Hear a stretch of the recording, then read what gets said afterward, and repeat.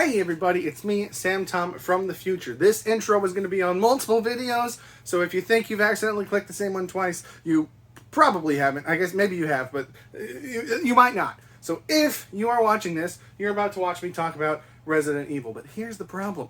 When I started recording, I thought I was going to talk about all 6 movies in one video. Turned out that would have been a 2-hour-long video. So at some point I decided I would break it up into 2 videos. Still would have been pretty long. So I got big brain and decided to do one video every day for a week, leading up to my video about the new Resident Evil. So Resident Evil number 1, that video will go up on Sunday, and then there will be 2, 3, 4, 5, 6, and then on Saturday, my video for the new Resident Evil will pop up. So, deep breaths, deep breaths. At some point in the videos that you're going to see, I will mention everything being in one video. At some point, I'll talk about it being 2 videos. At some points, I'm going to be like, we'll be right back in a second with my thoughts on the next one. And then the video is going to be over because past me didn't know what he was talking about. So this is future me explaining to you the situation. So this intro is going to be in all 6 videos. Feel free to skip it if you click around. I'm not going to put cards in every video because cards are frustrating, but I will put the links to all the Resident Evils as they get published. I'm sorry, all my videos about the Resident Evil movies as they get published in the description, and I will have a playlist link at the end of each video so that as you get to the end of one, you can easily find the next one. Oh my goodness, I'm talking way too fast. By the way, this is the higher part of the shelf that I sit in front of. These are where all my DC things are. So, hope you enjoy listening to me rant about zombies for a long time. Thank you. Alright, we're back now talking about Part 5, Resident Evil Retribution.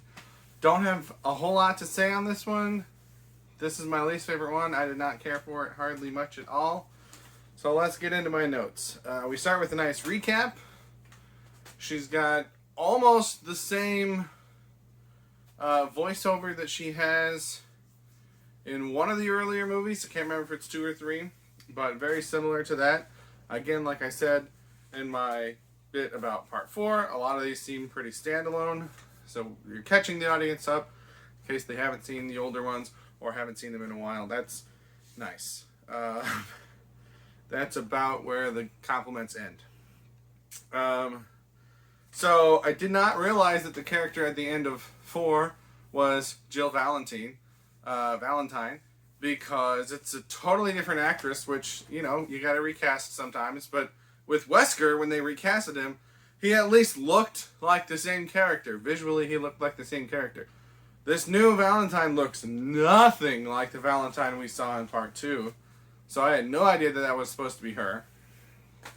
I read about it in the IMDb trivia, which I read after I recorded my segment for Part 4, which, by the way, apparently a lot of my complaints on stuff that was in Part 4 are things taken from the games.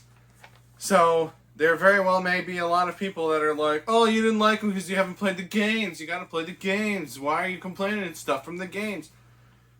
Just taking stuff from the games and putting it in the movie, if it doesn't make sense for the movie, does not make it a better movie. It might make it more enjoyable to people that are fans of the games to see things from the games, but if it doesn't logically make sense in the story of the movies are separate from the games. They're 2 different universes. They're not one big story. That's not an excuse, right? That does not make a good movie.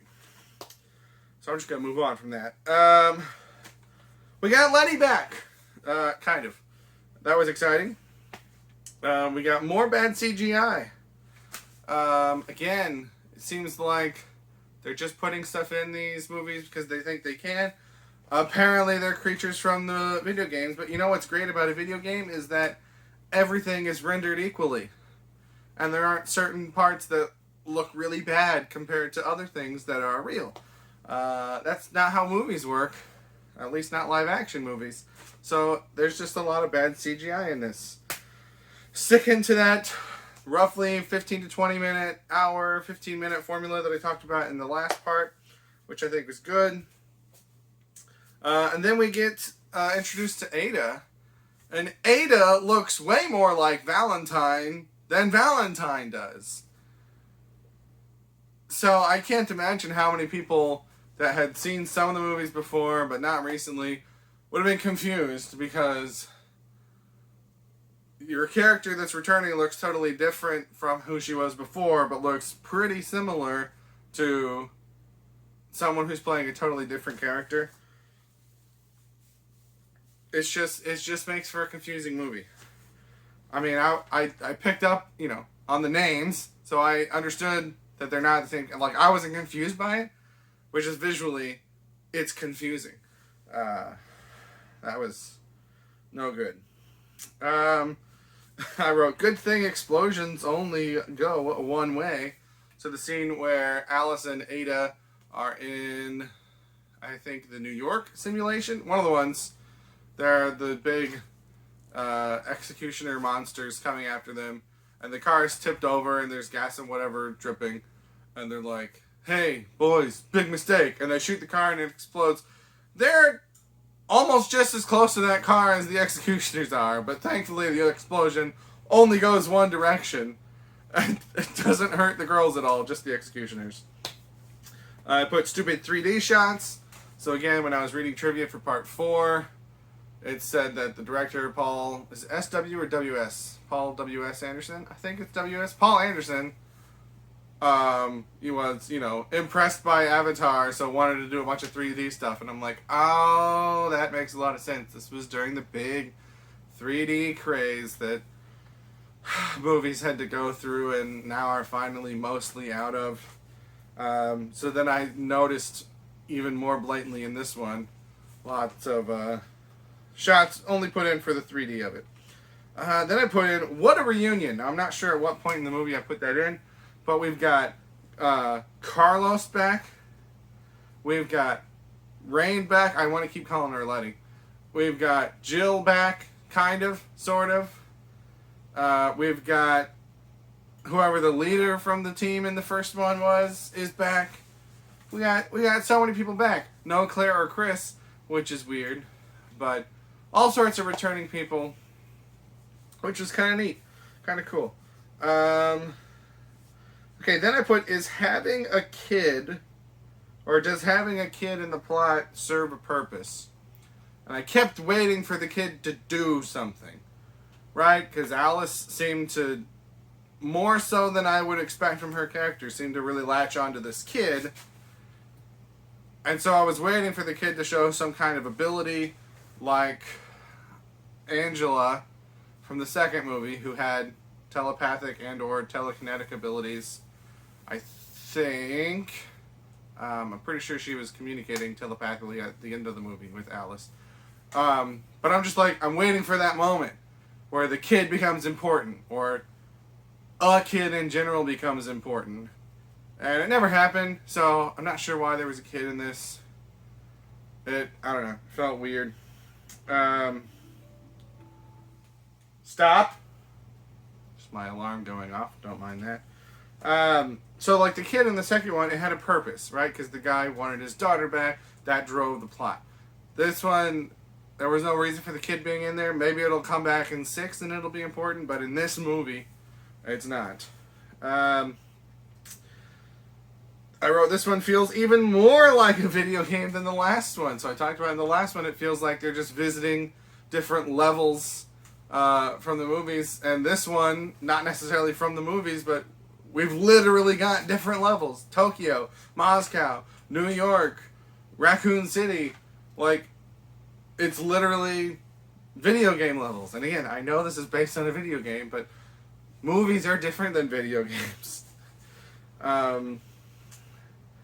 I put, it feels like it's more about aliens than zombies, because we've got all these different variations on zombies that have not been explained in the movies. Maybe they have in the games, but not in the movies. And they seem more like alien creatures. This looks more like a Quiet Place ripoff than a zombie movie. And it's just, I don't know. It feels like it's really gotten far away from its own premise. I put Army of Alice's again, because we see that whole room of Alice clones. At this point, I would be shocked if the Alice that we've been following is the real Alice. I would be shocked if there even is a real Alice. And they've kind of been hinting that the whole time, because they've been calling her Project Alice. But, like, the more clones I see and the more fake outs there are, and, you know, we literally saw another clone wake up exactly the same way that we saw Alice in the first movie, and we see that she's having dreams of other clones, and I'm waiting for the big reveal in part 6 that she's not even a real person, let alone the original. I think she's a product. But we'll see. Maybe I'm totally off. Okay, I've got feels like a retread of number 1. So number 1, they had to escape from a facility. Number 2, they had to get out of this town. Number 3, they had to survive in a world that was post-apocalypse. Number 4, do I even remember what happens in number 4? What happens? Oh, number 4, they are pursuing this safe haven, and they find it in a way, and it's getting there, getting to that safe haven, getting to the Arcadia. Everything progresses the story into a different situation, a different scenario, a different goal, and this one is just get out of the facility again, which is what the first one was. So it feels like a retread of number 1. And this movie, it felt like all build up with no payoff. Even the tease from the end of 4 with all those choppers coming, we see that fight scene kind of backwards and then forwards again, which, okay, is visually interesting, but she just gets blown into the water and then we don't see how it... So, like, we had this big cliffhanger that does not... It gets resolved, but we don't get to see it. We don't get, you know... We don't get what we were promised. And then this whole movie... Who are they working for? Wesker, what does he want? We don't really know. Who's the bad guy? Technically the Red Queen, but she's a computer. Who's running the computer? It's not clear. It's not clear who is where, who's doing what, for why, what are we trying to do, where are we trying to get to. It's just, once again, escape from the facility, just like the first one. Except it does it worse. Oh... I said waiting for the kid to be important.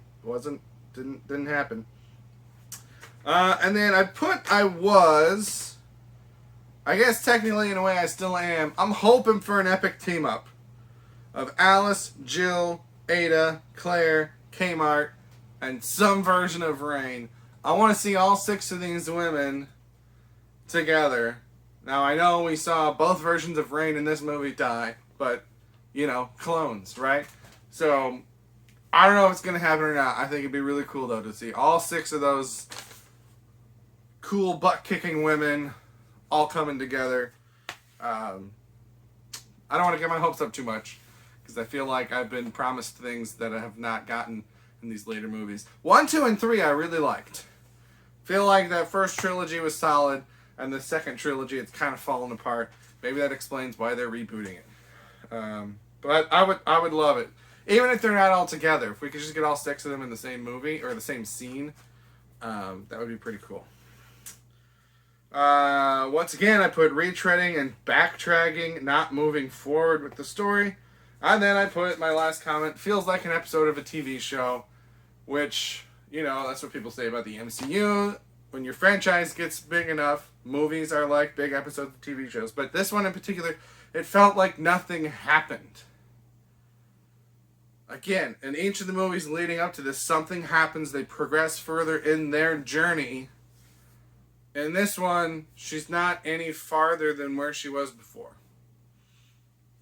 She's gone backwards. She's now out of the facility, but she hasn't progressed where she was from 4. And, you know, I mentioned when I was talking about 4 that I liked that they showed us super powerful army of clones, Alice, kicking butt for a few minutes and then got rid of it, because that's not exciting to watch when they're overpowered. So what does this movie do at the end? Give her all the powers back. But, you know, who knows? They don't follow through with stuff anymore in these movies. So maybe she'll lose them again very early in 6. I don't know. I I'm least excited to watch Part 6 because I've been most disappointed by 4 and 5. So 3 I really liked, 1 I really liked, 2 I had problems with, but I liked where it took the story. 4, I liked, again, I liked where it took the story. I just didn't enjoy it as much. 5 I did not enjoy, and I did not like where it took the story. So 5 is my least favorite so far. Crossing my fingers, hoping 6 is better. So I'm gonna go check it out, get this over with. Hey, it's me, Sam Tom from the future again, recording an outro that's going to be on all these videos about Resident Evil. So if you think you've already seen this, you probably have. Apologies if that video ended strangely or abruptly, because again, I thought there would be more in the video, and there's not. This is it. So those were my thoughts on whichever Resident Evil movie I was talking about in that video. Feel free to tell me your thoughts, but that's all I have. Thank you for watching, and have a good day. And if you haven't watched the rest of my Resident Evil, I can't speak! Check out my other videos. Thank you, bye!